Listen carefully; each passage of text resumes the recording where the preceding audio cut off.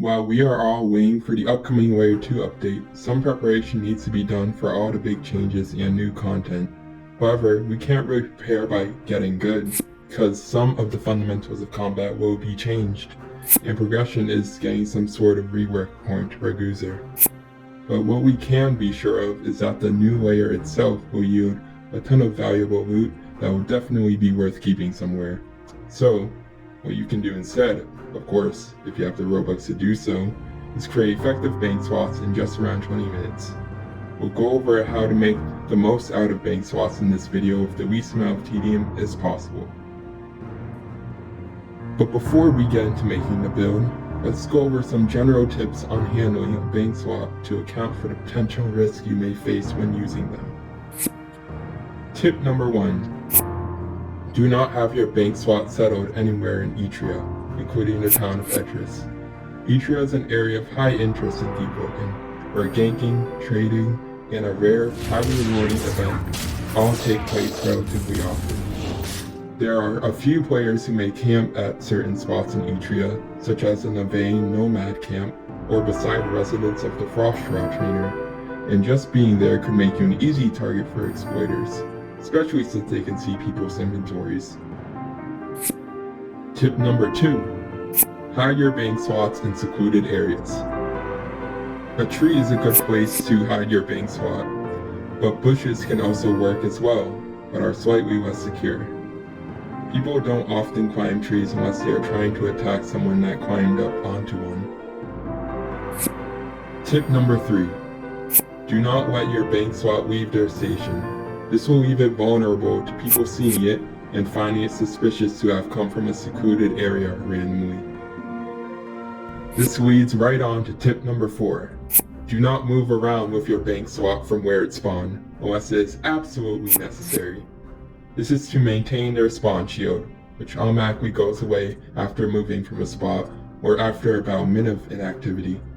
To be extra cautious, rejoin on your bank swap every minute to refresh a spawn shield. Tip number 5. Have recording software running when retrieving and storing items in your bank.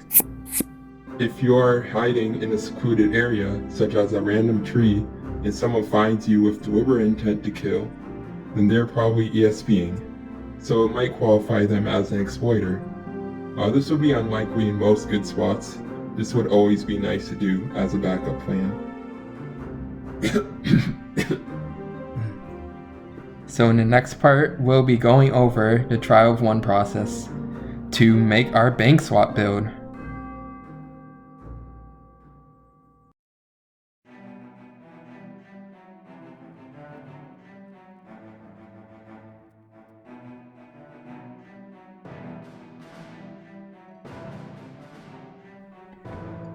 So we made it to trial of 1.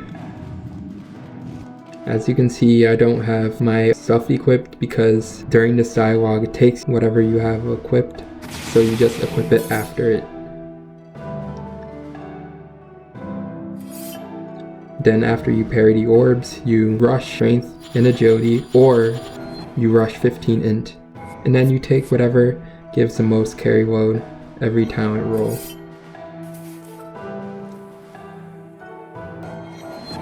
Like concussive force right there. In the last hand I picked steady footing, and then I rush strength here for more carry load. Then I picked strong left because that opens tree felling blow, which gives an extra 4 carry load. Ignore rares, you don't really need rares, but yeah, get robber baron. You can get mantras if you want, but like I just advise rolling 2 because you might get more carry load talents that way.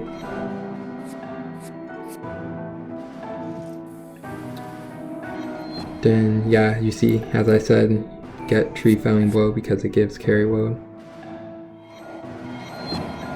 Since there's no carry load talents, I just pick whatever.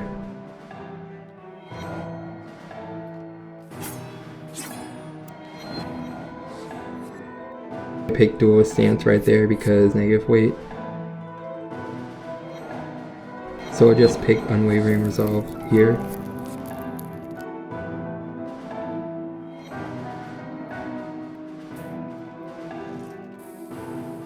Invest some more strength as I was doing. Since there's no carry load talents, I just pick what I think would be most useful in general.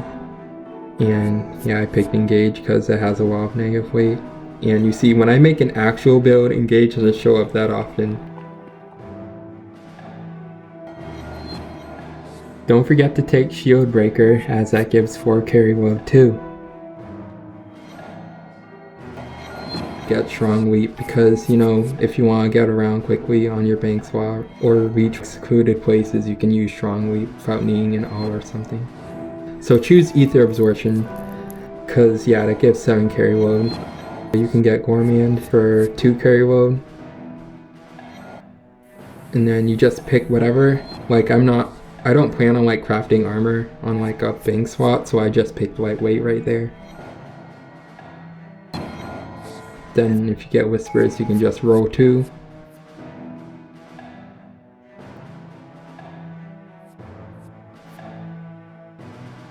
That's pretty much it. There's a few talents I missed in that recording, but I'll show you basically all of the talents you should be getting.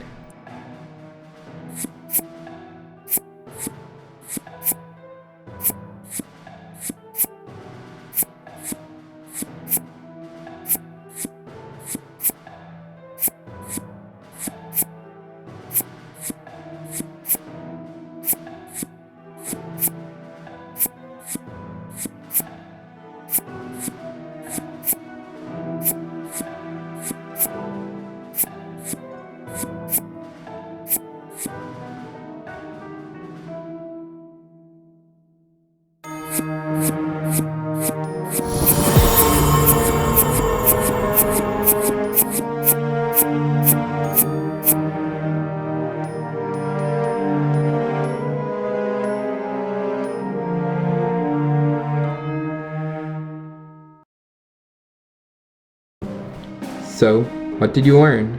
Hopefully you learned how to create bank swap in a short amount of time with Trial of 1 and noted my security tips to maintain it well. Additionally, you can always uncap strength and progress it further, which I may cover in a future video. If you enjoyed the video, please consider liking and subscribing. Comment what other builds you'd like to see me make. I hope to see you again, and stay positive.